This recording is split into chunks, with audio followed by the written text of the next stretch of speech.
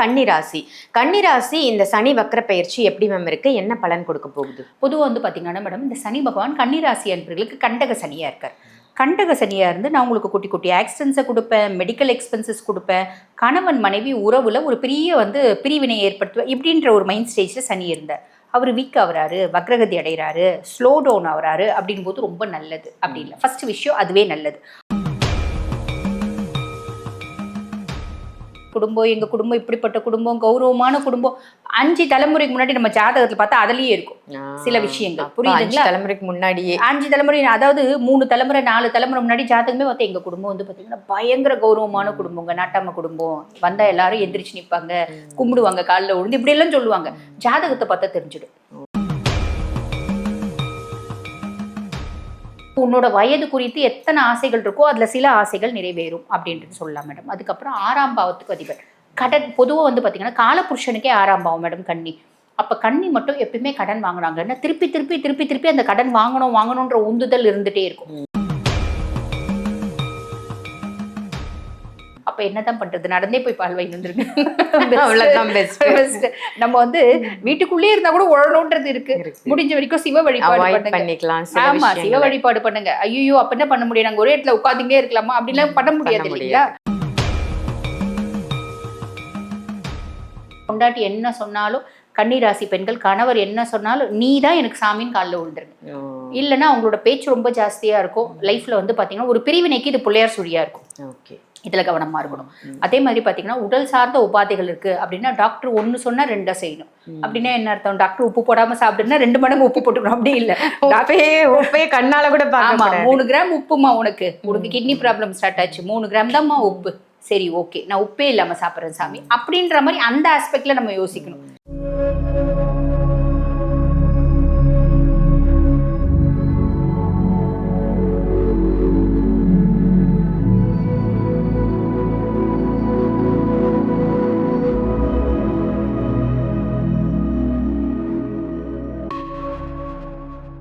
ஆன்மீக பரிகார நேயர்கள் அனைவருக்கும் அன்பான வணக்கங்கள். இன்னைக்கு நம்ம யாரை சந்திக்க வந்திருக்கோம் அப்படின்னு பாத்தீங்கன்னா அஸ்ட்ராலஜர் தீபா அருளாளன் மேடம் தான் சந்திக்க வந்திருக்கோம். வணக்கம் மேம். வணக்கம், எப்படி இருக்கீங்க? நல்லா இருக்கேன் மேம், நீங்க நல்லா இருக்கேன் மேம்.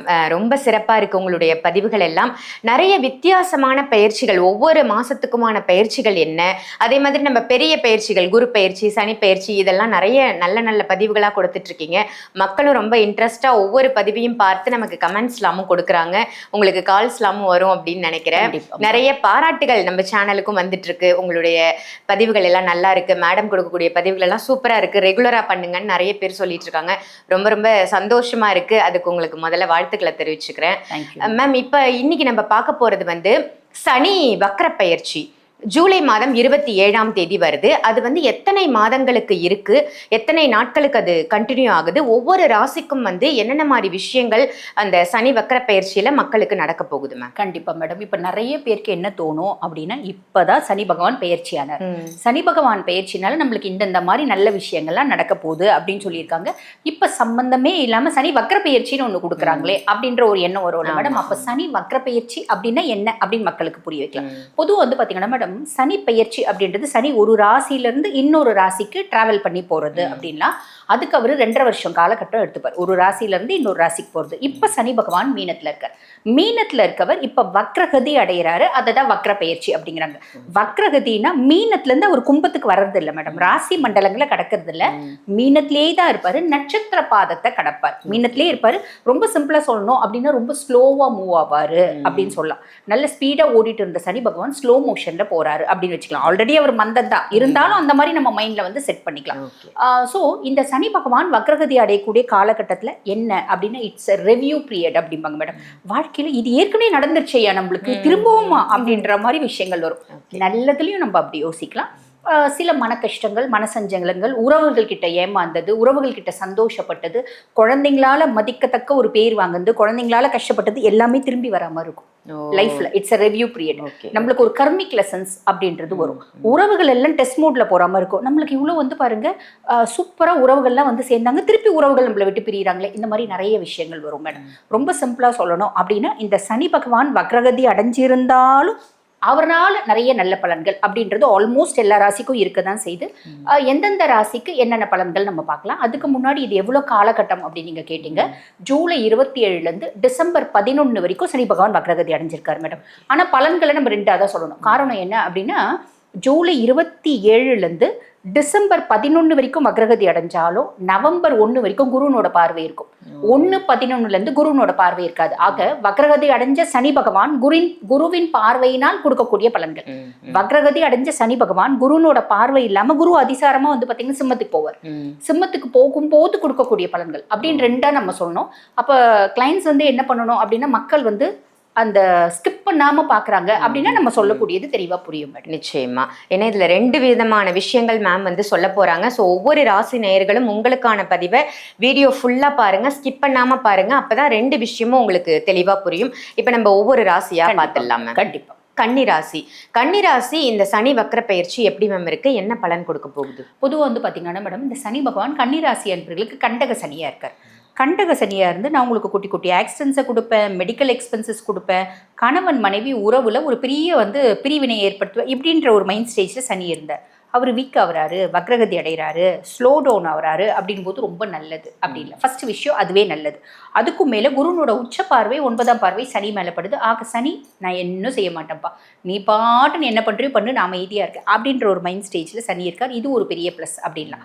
அதுக்கும் மேலே இப்போ சனியை பொறுத்த வரைக்கும் வந்து பார்த்தீங்கன்னா இவங்களுக்கு 5 மற்றும் 6 அதிபதி, அதாவது பூர்வ புண்ணிய ஸ்தானாதிபதியும் அவர் தான், அதே மாதிரி ருணரோக சத்ரு ஸ்தானாதிபதியும் அவர் தான்.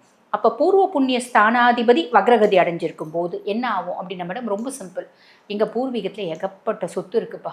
நாங்கள் வந்து பாருங்கள், எனக்கு விருப்பப்பட்டு நான் வந்து ஒரு பொண்ணை கல்யாணம் பண்ணிக்கினேன்.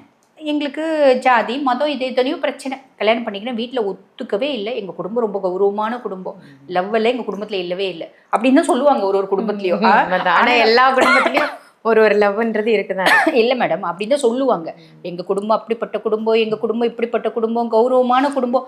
5 தலைமுறைக்கு முன்னாடி நம்ம ஜாதகத்தில் பார்த்தா அதுலேயே இருக்கும் சில விஷயங்கள். புரியுதுங்களா? 5 தலைமுறைக்கு முன்னாடியே, 5 தலைமுறை, அதாவது 3 தலைமுறை 4 தலைமுறை முன்னாடி ஜாதகமே பார்த்தா எங்கள் குடும்பம் வந்து பார்த்தீங்கன்னா பயங்கர கௌரவமான குடும்பங்க, நாட்டாம குடும்பம். வந்தால் எல்லாரும் எந்திரிச்சு நிற்பாங்க, கும்பிடுவாங்க, காலில் விழுந்து இப்படியெல்லாம் சொல்லுவாங்க.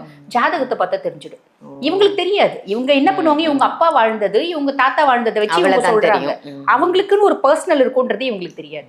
ஐயோ நம்ம குடும்பத்துல லவ்வே இல்லை, ஜாதி விட்டு ஜாதி, இந்த காலத்துல ஜாதியே இல்லை அப்படின்றத அவங்க மறந்துடுவாங்க. அப்படியெல்லாம் சொல்லுவாங்க. ரொம்ப ஜாதி பார்த்து, அந்தஸ்து பார்த்து, மரியாதை பார்த்து, கௌரவம் பார்த்து கட்டி வச்ச கல்யாணம் எல்லாம் எத்தனையோ வந்து பாத்தீங்கன்னா ஊசலாடிட்டு இருக்கு இல்லைங்களா? அப்ப பிள்ளையை கட்டி கொடுத்து அமிச்சு ஒரே மாசத்துல பிள்ளை வந்துடும். அப்போ எங்க கொண்டு போய் வைப்ப கௌரவத்தை? அதோட பிடிச்சிருக்குதா பிள்ளை, அந்த பிள்ளைக்கு ஒரு பையனை பிடிச்சிருக்குதா, கல்யாணம் பண்ணி கொடுத்துடலாம். இந்த மாதிரி ரொம்ப குடும்ப கௌரவம் அப்படின்ற மாதிரி ஒதுக்கி வச்சிருப்பாங்க பார்த்தீங்களா பசங்களை. நீ இப்படி கல்யாணம் பண்ணிக்கின, அப்படி கல்யாணம் பண்ணிக்கின. அவங்களுக்கு அந்த ஒதுக்கப்பட்ட பசங்களுக்கு அவங்களோட பூர்வீக சொத்து வர்றதுக்கான வாய்ப்பு. எங்களுக்கு நல்ல வசதி, என்னால் கஷ்டப்பட்டுட்டு இருக்கேன், எங்கள் அப்பாவுக்கும் மனசு இல்லை, எங்கள் அம்மாவுக்கும் மனசு இல்லை, என்னை வந்து பார்க்கவே மாட்டேங்கிறாங்க. அம்மா முதல்ல வந்து உட்காரும், அம்மா முதல்ல வரும். அதே மாதிரி பார்த்தீங்கன்னா அப்பா வர மாட்டாங்க, அப்பானோட அக்கா தங்கச்சி யாராவது வந்து அந்த உறவு அப்படின்றது பலப்படும். அதே மாதிரி அந்த உறவு பலப்பட்டு பூர்வீகம் சார்ந்து நல்ல செய்தி வரும், பூர்வீகத்துலேருந்து உறவு வரும். அதே மாதிரி பூர்வீகம் சொத்து பத்து வரும். இது ஒரு பெரிய ப்ளஸ். 2வது வந்து பாருங்க, 5ஆம் பாவத்தை அதிபன்ற பட்சத்தில் குழந்தையே இல்லைங்க இது வரைக்கும். நாங்கள் 15 வருஷமா ட்ரீட்மெண்ட் எடுத்துட்டு இருக்கோம். 8 முறை வந்து பார்த்தீங்கன்னா ஐவிஎஃப் பண்ணிட்டோம், 8 முறை ஐவிஎஃப் பண்ணிட்டோம், 5 முறை ஐவிஎஃப் பண்ணிட்டோம், 4 முறை இக்ஸி பண்ணிட்டோம், 20 முறை ஐயூஏ பண்ணிட்டோம். இதெல்லாம் பண்ணிட்டு குழந்தையே இல்லை. நாங்கள் மொத்தமாக விட்டுட்டோம், வேணவே வேணாம். நேச்சுரல் கன்செப்ஷன் அப்படின்றது நிறைய பேர் கொடுப்போம். என் குழந்தைங்க ரீதியாக கடுமையான மன உளைச்சலுக்கு ஆளாயிட்டு இருக்கு. இப்போ ஒவ்வொரு பேரண்ட்ஸும் வந்து பார்த்தீங்கன்னா பிள்ளைங்க ரீதியாக கடுமையான மன உளைச்சலுக்கு ஆளாயிட்டு இருக்காங்க தான். என் புள்ள உத்தமமான பிள்ளைன்னு ஒரு பேரண்ட்ஸும் ஒரு பிள்ளைன்னு சொல்ல முடியாது. பிள்ளைங்க ஒரு காலகட்டத்தில் இல்லை, ஒரு காலகட்டத்தில் அப்பா அம்மாக்கு அகெயின்ஸ்டாக தான் பண்ணுறாங்க. ஒன்று 20 வயசு, இல்லை 40 வயசு, இல்லை 60 வயசு. கடைசி வந்து ரொம்ப வயோதிகம் காலத்தில் அப்பாவுக்கு சோறு கூட போட மாட்டான், அம்மாவுக்கு சோறு கூட போட மாட்டான். இந்த மாதிரி ஏதோ ஒன்று பண்ணுறாங்க இல்லைங்களா? அப்போ பிள்ளைங்க சார்ந்து எனக்கு நிறைய மன உளைச்சல் இருக்குது அப்படின்னா அதில் சில மாறும் மேடம். சிலது வந்து பிள்ளைங்க சார்ந்து மாறும். பிள்ளைங்களால ஒரு மரியாதை, அந்தஸ்து இதெல்லாம் கிடைக்கக்கூடிய காலகட்டம் அப்படின்னு சொல்லலாம். இப்போ நான் நான் வந்து பேசிக் எஜுகேஷனே கிடைக்கல. நான் 3 வருஷமாக காம்படிட்டிவ் எக்ஸாம்ஸ் எழுதிட்டே இருக்கேன், கவர்மெண்ட் எக்ஸாம்ஸ் எழுதிட்டே இருக்கேன். எனக்கு ரிசல்ட் ஃபேவராக வரல. இந்த காலகட்டம் ரிசல்ட் ஃபேவராக வரும். எனக்கு லவ் பிரேக்கப் ஆகி போகுதுங்க, நல்ல லவ்வே கிடைக்க மாட்டேங்குது. இந்த காலகட்டம் நல்ல லவ் கிடைக்கும். இப்படி ஏதோ ஒன்று உனக்கு உன்னோட வயது குறித்து எத்தனை ஆசைகள் இருக்கோ அதில் சில ஆசைகள் நிறைவேறும் அப்படின்றது சொல்லலாம் மேடம். அதுக்கப்புறம் 6ஆம் பாவத்துக்கு அதிபர் கடன். பொதுவாக வந்து பார்த்தீங்கன்னா காலபுருஷனுக்கே 6ஆம் பாவம் மேடம் கன்னி. அப்ப கன்னி மட்டும் எப்பயுமே கடன் வாங்குறாங்கன்னா திருப்பி திருப்பி திருப்பி திருப்பி அந்த கடன் வாங்கணும்ன்ற உந்துதல் இருந்துட்டே இருக்கும். ஆக இந்த காலகட்டம் அவங்க யோசிப்பாங்க, எவ்வளவுதான்ப்பா கடன் வாங்குறது, ஏகப்பட்ட நான் வந்து கிரெடிட் கார்டு லோன் வாங்கிட்டேன், ஹவுசிங் லோன் வாங்கிட்டேன், பர்சனல் லோன் வாங்கிட்டேன், இப்படி எல்லாமே வாங்கிட்டேன், நான் கடன் இல்லாம இருக்கணும்னு ஆசைப்படுறேன். அட்லீஸ்ட் இந்த கிரெடிட் கார்டையாவது அடைச்சிட்டு நான் நிம்மதியா இருக்கலாம்னு ஆசைப்படுறேன். கிரெடிட் கார்டை நீ அடைச்சிடு. ஓகே, ஹெல்த் இஷ்யூஸ், நிறைய ஹெல்த் இஷ்யூஸ் இருக்குது, நிறைய நோய் இருக்குது. இந்த ஒரு நோய் இல்லைனா கூட நான் பரவாயில்ல, நல்லா இருக்குது. ஒரு சிலர் யோசிப்பாங்க பார்த்தீங்களா மேடம், தலைவலி எப்போ பாரு இருக்குது, டயபெட்டிக் இருக்குது, பிபி இருக்குது, இந்த தலைவலி தான் ரொம்ப கொடுமையாக இருக்குது. இது இல்லாமல் இருந்து டயபெட்டிக் பிபி இருந்தால் கூட பரவாயில்ல, நான் நல்லா இருப்பேன். அந்த தலைவலி வந்து பார்த்தீங்கன்னா அதில் நல்ல முன்னேற்றம் அப்படின்றது இருக்கும், அது காணாமல் போகும். இந்த மாதிரி நிறைய ஆசைகள் இருக்குன்னா சில ஆசைகள் சாலிடாக 6ஆம் பாவம் குறித்து நிறைவேறும். நான் வந்து டே டு டே ஆக்டிவிட்டீஸை என்னால் பண்ணவே முடியல, காலையில் ருட்டீன் லைஃபை என்னால் பண்ணவே முடியல, நிறைய டிஸ்டர்பன்சஸ் இருக்குது. இந்த காலகட்டம் நீ ருட்டீன் லைஃப்பை பண்ணுவேன், நிறைய நல்ல விஷயம் மேடம், கவலைப்படணும் அப்படின்ற அவசியமே இல்லை. இதெல்லாம் வந்து வக்ரகதி சனியை அடைஞ்சிருக்கிறது ஒரு ப்ளஸ். குருனோட பார்வை இருக்கிறதுனால அவர் வந்து பார்த்தீங்கன்னா உங்களை கெடுக்க போறதில்ல, எந்த விதமான கண்டங்களையும் கொடுக்க போறதில்ல. அதுக்கும் மேல அவர் என்ன பாவத்துக்கு அதிபன் அதுக்கான பலன்களை கொடுப்பார். இது வந்து குருனோட பார்வையில. குருனோட பார்வை இல்லாத 40 நாட்கள் நம்ம உஷாரா இருக்கணும். நீ பாட்டுன்னு வண்டி நிதானமா பக்கத்துல இருக்க கடைக்கு பால் வாங்க போவ, நீ 2 வீலர் எடுத்துட்டு ரொம்ப தூரம் நடக்க முடியாது, ஒரு தெரு, அந்த ஒரு தெரு 2 தெரு இருந்தாலும் நடக்க முடியலைங்க காலைல, நான் வந்து 2 வீலர் எடுத்துட்டு தான் பால் வாங்க போவேன். 2 வீலர் எடுத்துட்டு பால் வாங்க போவேன், நீ நிதானமா ஓட்டிட்டு போவ. எங்கேயோ யாரோ ஒருத்தவங்க வந்து பாத்தீங்கன்னா மாடு இருக்கு, துரத்தி விட்றாங்கன்னு வச்சுக்கோங்களேன், அந்த மாடு முன்னாடி வந்து நீ இடிச்சு நீ விழுந்து கால் அடிப்படுவோம். கால் வந்து எலும்பு வந்து ராட் வைக்கிற மாதிரி ஒரு 3 நாள், ஒரு 4 நாள் வந்து பார்த்தீங்கன்னா லைட்டாக வருதுன்னா தாங்கி 4 நாள் நீ நடப்ப. இல்லை அப்படின்னா 30 நாள் 40 நாள் நீ வந்து பார்த்தீங்கன்னா படுத்த படுக்கையில் வருவேன். அந்த இம்பாக்ட் வந்து எலும்புல சனி சாலிடாக ஒரு இம்பாக்டை ஏற்படுத்தும். அதில் கவனமாக வேணும். அப்போ என்னதான் பண்ணுறது, நடந்தே போய் பால் வாங்கி வந்துருங்க. நம்ம வந்து வீட்டுக்குள்ளேயே இருந்தால் கூட உழணுன்றது இருக்கு. முடிஞ்ச வரைக்கும் சிவ வழிபாடு பண்ணிக்கலாம். ஆமா, சிவ வழிபாடு பண்ணுங்க. ஐயோ அப்ப என்ன பண்ண முடியும், நாங்கள் ஒரே இடத்துல உட்காந்துட்டே இருக்கலாமா அப்படின்லாம் பண்ண முடியாது இல்லைங்களா. சனியும் வந்து உங்களை வந்து ஏதோ ஒன்று கொடுக்கணும்னு முடிவு பண்ணிட்டா அப்படின்னா கொடுப்பான். நம்ம ஒரு ஜாக்கிரதையா இருக்கலாம். எப்படி இறை வழிபாடு மாத்தோம். நீ வந்து எலும்பு வந்து அடிபட்டு ராடு வைக்கணும்னு இருந்தா சிராய் போட வந்துருவேன். நீ சிவ வழிபாடு பண்ண சிராய் போட வந்துருவேன். இந்த மாதிரி தான். ஓகேங்களா. அப்ப நம்புறவங்களுக்கு கடவுள் இருக்காரு அப்படின்றது நிதர்சன உண்மை. ஸோ இந்த மாதிரி ஒரு விஷயத்தை கொடுப்பாரு. பொண்டாட்டி என்ன சொன்னாலும், கன்னிராசி பெண்கள் கணவர் என்ன சொன்னாலும் நீ தான் எனக்கு சாமின்னு காலில் விழுந்துருங்க. இல்லைன்னா அவங்களோட பேச்சு ரொம்ப ஜாஸ்தியா இருக்கும். லைஃப்ல வந்து பாத்தீங்கன்னா ஒரு பிரிவினைக்கு இது பிள்ளையார் சுழியா இருக்கும். ஓகே, இதில் கவனமாக இருக்கணும். அதே மாதிரி பார்த்தீங்கன்னா உடல் சார்ந்த உபாதைகள் இருக்குது அப்படின்னா டாக்டர் 1 சொன்னால் 2 செய்யணும். அப்படின்னா என்ன அர்த்தம், டாக்டர் உப்பு போடாமல் சாப்பிடுன்னா 2 மடங்கு உப்பு போட்டுக்கணும். அப்படி இல்லை, உப்பே கண்ணால கூட பார்க்கமா 3 கிராம் உப்புமா, உனக்கு கிட்னி ப்ராப்ளம் ஸ்டார்ட் ஆச்சு, 3 கிராம் தான்மா உப்பு, சரி ஓகே நான் உப்பே இல்லாமல் சாப்பிட்றேன் சாமி அப்படின்ற மாதிரி அந்த ஆஸ்பெக்ட்ல நம்ம யோசிக்கணும். இந்த மாதிரி செய்கிறாங்க அப்படின்னும் போது பிரச்சனை இல்லை மேடம். அந்த 40 நாள் மட்டும் கொஞ்சம் உஷாராக இருக்காங்க அப்படின்னா பிரச்சனை. மீதி ஆஸ் யூஷுவல் 2027 5ஆம் மாதத்துக்கு அப்புறம் பார்த்துக்கலாம். அது வரைக்கும் நல்லா தான் இருக்கு. Ma'am super. கடைசி 40 நாட்கள் மட்டும்தான் நீங்கள் ரொம்ப ரொம்ப கவனமாக இருக்க வேண்டிய நாட்கள் அப்படின்னு சொல்லியிருக்காங்க. ஸோ அந்த நாட்களை மட்டும் உஷாராக கடந்துட்டீங்க அப்படின்னா இந்த சனி வக்ர பயிற்சி உங்களுக்கு நிறைய நற்பலன்களை கொடுக்கறதுக்காக காத்துட்ருக்கு. ரொம்ப அற்புதமான தகவல் மேம். நன்றி. நன்றி.